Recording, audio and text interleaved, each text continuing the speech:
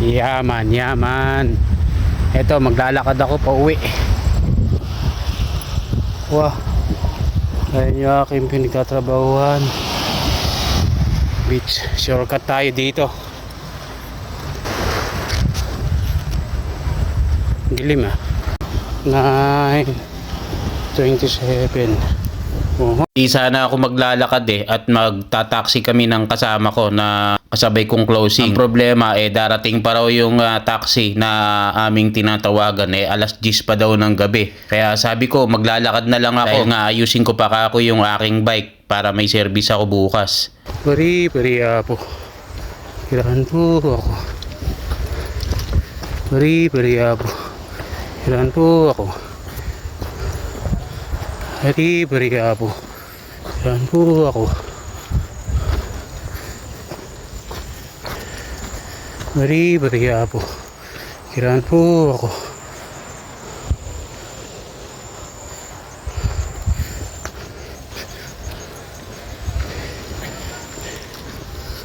Pari po. Kailangan po ako.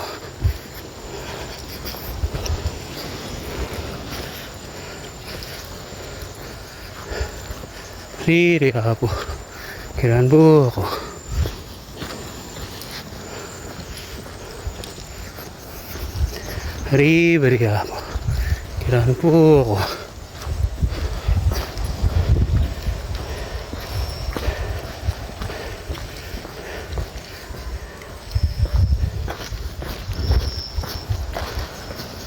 Pari po. Kailangan po ako.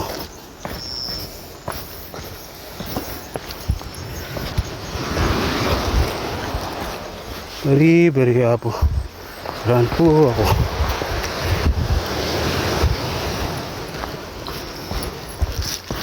Pari po.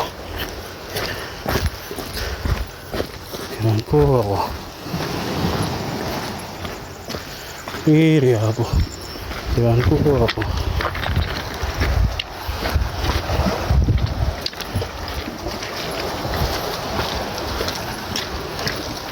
Pari po ako. Kailangan po ako. Bali ilang beses nga ako nagbari-bari dyan para syempre iwas matanda. Mainam na rin po yung nag-iingat. Syempre hindi tayo taga rito kasi nga itong aking dinaanan sa gilid po ng bundok. At ang shortcut nga po na to, ang paglabas ko dito na po sa Ivan Stress Free Bar. Yung na-vlog ko nga po nun na nag-hiring. Shoutout pala sa iyo bro na na-hiring din na andyan sa may Saudi Arabia na dito po na-hire sa Ivan. Kita-kits tayo rito para meron na akong kasamang nagbablog. Ay wow, mashallah. Akit tayo ngayon.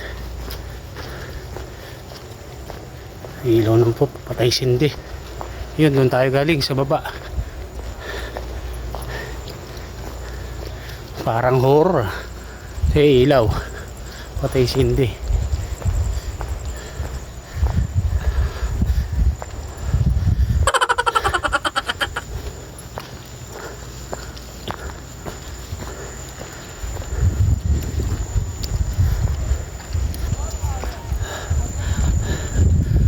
Doon tayo galing sa baba. Yun sa Ivans.